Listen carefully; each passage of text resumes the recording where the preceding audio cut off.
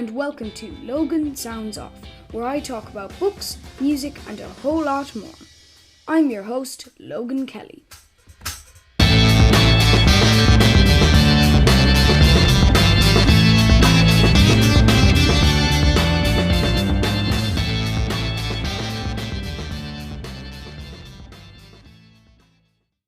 Hello and welcome back to Logan Sounds Off, and today I'm doing an album review on Foo Fighters by the Foo Fighters, and this was released 1995 and then remastered in 2011 by Roswell Records, RCA and Legacy.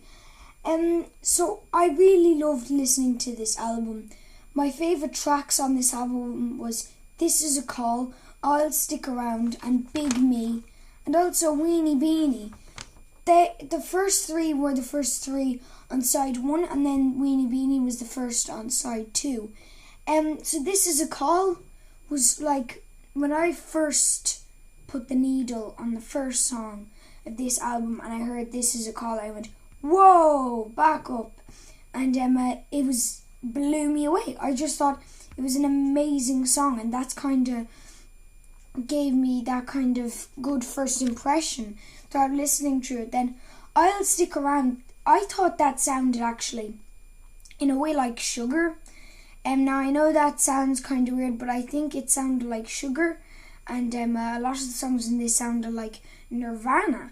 So I liked listening to Big Me as well for that same reason. It had the same kind of vibe.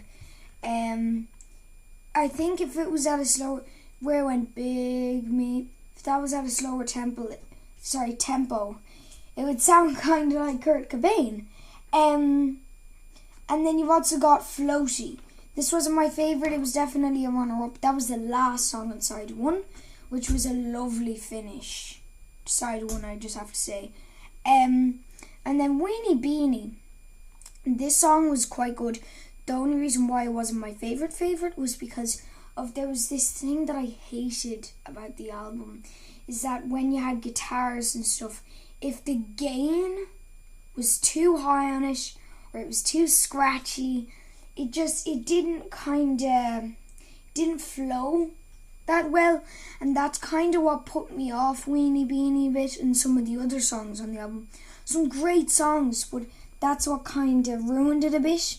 Now that's easily tweaked. A lot of people like that.